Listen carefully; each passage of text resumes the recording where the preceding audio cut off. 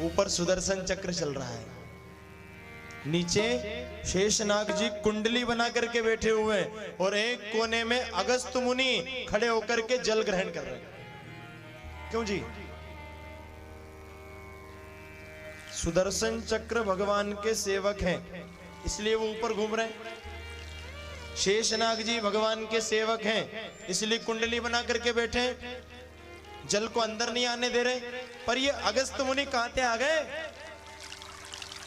बोले एक बार की बात है, जब रावण पर विजय प्राप्त करके भगवान श्री रामचंद्र माता सीता जी के साथ अयोध्या में पधारे, तो सीता माँ के मन में बड़ी प्रेरणा उठी कि मैं किसी साधु महात्मा को भोजन कराऊं। और साधु महात्मा संत आते, कोई 1 पूड़ी, कोई 2 पूड़ी, कोई 5 पूड़ी, कोई 6 पूड़ी, बस।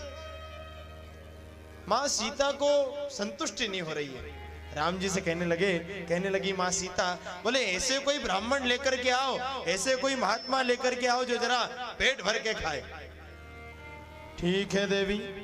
राम जी गए अगस्त मुनि के पास, बोले बाबा आज आपको हमारे घर भोजन करने पधारना, और सुनो जरा पेट भर के खाना। जी भगवान। ये अगस्त मुनि वही है जो 2 चुल्लू में पूरा समुद्र पी गए थे। राम जी ने इशारा कर दिया पेट भर के खाना। अगस्त मुनि पधारे।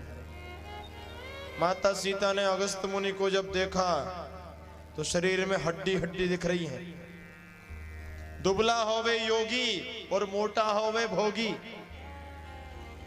जो दिन भर खाता रहता है वो मोटा हो जाता है, और जो साधना शक्ति करता है, जो भजन करता है, जो योग करता है, वो दुबला रहता है, स्वस्थ रहता है। अब बाबा का शरीर देख करके माता सीता जी ने 250 ग्राम आटा लगाया। बाबा 3-4 पूड़ी में निपट जाएंगे। पूड़ियां बनाई, सोने की थाली सजाई, सोने की कटोरियां रखी, सोने का गिलास भरा और अगस्त मुनि के सामने ले जा करके थाली रखी। महाराज पाओ। अगस्त मुनि ने राम जी को पहले भोग लगाया, ठाकुर जी को भोग लगाया, और भोग लगा करके थाली को ऐसे देखने लगे। माता सीता ने कहा अरे पाओ ना भगवान, क्या हो गया? अरे बोले देवी खिलाना हो तो ठीक से खिलाओ, ये क्या थोड़ा थोड़ा आइटम ले आई हो? अरे अरे आप खाना तो शुरू करो, मैं और ला रही हूं। अगस्त मुनि ने खाना शुरू किया। सुबह से शाम हो गई, नॉन स्टॉप गाड़ी चल रही है, खाए जा रहे हैं। माता सीता पूड़ियां ला रही हैं, दे रही है, ला रही हैं, दे रही हैं, ला रही हैं, दे रही हैं, ला रही हैं, दे रही हैं। सुनो, दूसरा दिन चल रहा है, पूरी रात निकल गई, खाए जा रहे हैं।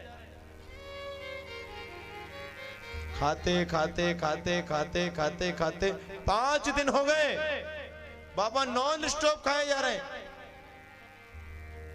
माता सीता राम जी के पास गई, बोले अच्छी टांग तोड़ी तुमने धर्म की। अरे ऐसे महात्मा लेकर के आए, 5 दिन से खाए जा रहे। देवी तुमने ही कहा था जरा ढंग के लेकर के आना, ढंग के लाए, खिलाओ। माता जी ने गणेश जी और रिद्धि सिद्धि को आवाज लगाई, अरे गजेधर, अरे गजोधर, अरे वक्रतुंड, हे विघ्न हरण, पधारो और आकर के पूड़ियां बेलो। गणेश जी पूड़ियां बेल रहे, रिद्धि सिद्धि पूड़ियां निकाल रही, माता सीता परोस रही। 10 दिन हो गए, बाबा खाए जा रहे हैं, नॉन स्टॉप खाए जा रहे हैं। माता सीता ने हाथ जोड़ करके कहा, बोले बाबा एक बात कहूं? बोले जल्दी कहो, समय नहीं है। अरे बोले बाबा भोजन के बीच में पानी पी लेना चाहिए, भोजन के बीच में पानी पी लेना चाहिए। महात्मा जी ने कहा बेटी तुम बिल्कुल ठीक बात कहती हो, पर बीच आए तो? अरे 10 दिन से खाए जा रहे हैं, अभी बीच नहीं आया। 15वां दिन चल रहा है, बाबा खाए जा रहे हैं। माता सीता पसीना पसीना हो गई, राम जी की तरफ देखने लगी, अच्छे महात्मा ढूंढ के लाए। 17वां दिन चल रहा है, जब माता सीता को ज्यादा परेशान देखा तो माता सीता को बुलाए, इधर आओ। इनको एक पूड़ी पे तुलसी का पत्ता रख के दे दो, तृप्त हो जाएंगे। जैसे ही माता सीता ने एक पूड़ी पर तुलसी का पत्ता रखा, अंदर गया पत्ता, बाबा को डकार आ गई, लाओ पानी लेकर के आओ। राम जी ने हाथ जोड़े, मैया सीता ने हाथ जोड़े, बस बाबा।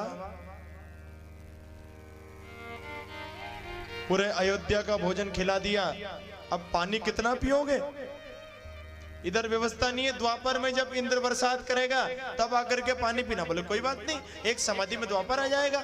आज वही अगस्त मुनि वहां भोजन करके यहाँ खड़े होकर के पानी पी रहे हैं।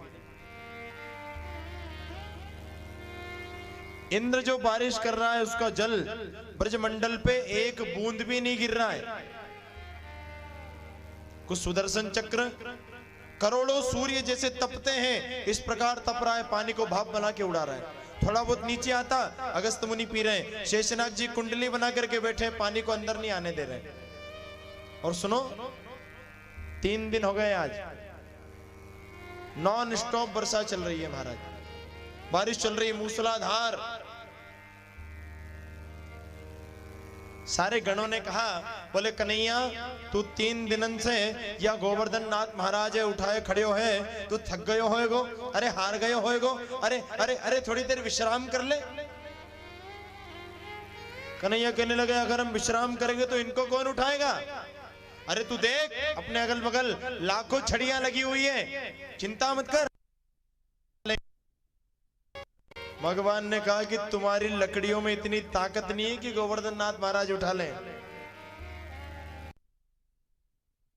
अच्छा भैया, तो तेने कहा समझ रखी है कि ये गोवर्धन नाथ महाराज मैंने ही उठा रखे? मजाक मजाक में, हम तो भगवान हैं। अच्छा भैया, तो आप भगवान हैं। अच्छा भैया ये बताना जरा, आपने कौन सा काम किया भगवान वाला? भगवान बताने लगे, देखो मैंने पूतना मारी, अघासुर मारियो, बकासुर मारियो, तृणावर्त मारियो, इतने सारे राक्षस में मार चुका हूं, मैं भगवान हूं। अब ग्वाल बाल कोई भगवान की चलने देते हैं क्या? सारे ग्वाल बाल कहने लगे, रेंदे रेंदे भैया, तूने पूतना मारी सो का भयो, वह मरी मराई पूतना में 10-15 लकड़ी हमने भी मारी थी, हम भी कोई भगवान से कम थोड़ी है, हटा ले। भगवान ने कहा ऐसे तो ये मानेंगे नहीं। भगवान ने अपनी थोड़ा सा उंगली, थोड़ी सी उंगली नीचे की, अब जैसे ही उंगली नीचे की, हाथ नीचे किया, सबकी लाखों लकड़ियां पट पट पट पट करके सब टूट गई महाराज। अरे भैया संभाल संभाल संभाल। अब और बड़ा संकट, अब भगवान ये बोल रहे हैं कि हम भगवान हैं, तो कोई मानने को तैयार नहीं। अरे हमारी लाखों लकड़ियां एक झटके में टूट गई और ये कन्हैया की छोटी सी उंगली के नाखून पर ये गोवर्धन नाथ महाराज टिके हुए, कैसे कैसे कैसे उठा रखे हैं भैया? सच्ची सच्ची बता। अब भगवान बताने लगे, बोले कछु माखन को बल बढ़ियो, कछु गोपन करी सहाय, श्री राधा जू की कृपा सो मैंने गिरिवर लियो उठा। भैया जो हमने माखन चुरा चुरा करके खाया उसकी शक्ति मेरे अंदर आई, और कुछ आप लोगों ने हमारी सहायता की। बोले भैया हमने क्या सहायता की? अरे बोले जो आप मुझे टकटकी लगा करके 3 दिनों से देख रहे हैं, तो आप सबकी शक्ति मेरे अंदर आ गई। ग्वाल वाल कहने लगे, तभी हम अपने आप को कमजोर समझ रहे हैं। क्यों रे कन्हैया, माखन चुराए तो हमारी शक्तियों को भी चुराए हुए लगे हो। देख भैया शक्ति वापस कर दियो, अच्छी बात ना है। ब्रजवासी कहते हैं कन्हैया ने जो गोवर्धन नाथ महाराज उठाए तो किसी ने राधा रानी को उनके सामने ला करके बिठा दिया, क्योंकि भगवान की शक्ति है मां राधा, राधा रानी। जैसे ही सामने बिठाया तब जाकर के भगवान ने कहा, श्री राधा जो की कृपा सो मैंने गिरवर लिया उठा। 5 दिन हो गए बारिश चल रही है। इंद्र ने कहा भैया जरा टंकी खाली होने वाली है, जरा देख कर क्या हो, ब्रजमंडल पानी में बह गया हो तो बरसात बंद कर देना। गणों ने जाकर के देखा, आकर के मुंह लटका के कहने लगे, बोले महाराज ब्रजमंडल में तो केवल धूल उड़ रही है, पानी की एक बूंद नहीं है। अरे ब्रह्मांड को बहाने वाली बरसात मैंने छोटे से ब्रजमंडल पर करवा दी, तुम कहते हो धूल उड़ रही है? बोले हाँ महाराज यही देख के आ रहे हैं हम तो। 7 दिन 7 रात्रि पर्यंत भगवान ने गोवर्धन नाथ महाराज अपनी उंगली पर उठा के रखे। 7वें दिन शाम को इंद्र ने बरसात बंद की।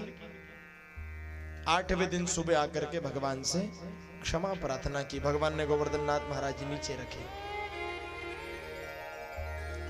7 कोस गिरिराज वपु 7 वर्ष के श्याम 7 दिना नख पर धर्यो तो पायो गिरिधर नाम। बोलिए गिरधारी भगवान की। भगवान का नाम गिरधर पड़ा। इंद्र आया, क्षमा प्रार्थना करने लगा, हे प्रभु मुझसे बड़ा अपराध हो गया, मैंने आपकी परीक्षा ली, हे नाथ मुझे क्षमा करिए। ऐरावत हाथी की 1000 सूंड में गंगा जल भर के भगवान का अभिषेक किया इंद्र ने। और अब कहने लगा इंद्र, बोले प्रभु मैं ब्रजमंडल को छोड़ करके नहीं जाना चाहता, मैं ब्रज में ही रहना चाहता हूं मेरे नाथ, क्योंकि जो सुख वृंदावन में है वो सुख स्वर्ग में भी नहीं है। एक संत ने तो कहा, स्वर्ग अपवर्ग को लेकर के हम करेंगे कहा, जानते नहीं हो क्या हम वृंदावन वासी हैं। वृंदावन की महिमा है। जब सृष्टि का प्रलय होता है, पूरी सृष्टि जल में डूब जाती है, एक वृंदावन है जो कभी डूबता नहीं है। वृंदावन तो ठाकुर जी का घर है, भगवान का घर है। वृंदावन के बाहर आकर अगर भगवान कहे, भैया मैं ठाकुर जी हूं, मैं तुम्हारा कन्हैया हूं, आओ मेरा दर्शन करो, तो ब्रजवासी कहते हैं तुम्हें दर्शन देना हो तो अंदर आ जाओ वृंदावन में, पर वृंदावन को छोड़ करके हम बाहर नहीं जाएंगे। ये वृंदावन के प्रति प्रेम। वृंदावन के बाहर खड़के भगवान भी कहे कि मैं भगवान हूं, तो ब्रजवासी यही कहते हैं अंदर आ जाओ, तो भगवान मानेंगे नहीं तो वहीं से चले जाओ, हम वृंदावन छोड़ के बाहर नहीं आएंगे। भगवान ने इंद्र को समझाया, बोले इंद्र तुम स्वर्ग में ही रहो और चिंतन वृंदावन का करो। स्वर्ग में रहने के बाद भी अगर चिंतन वृंदावन का करोगे तो स्वर्ग में रहने के बाद भी वृंदावन का चिंतन करने से तुम्हें स्वर्ग में रहते हुए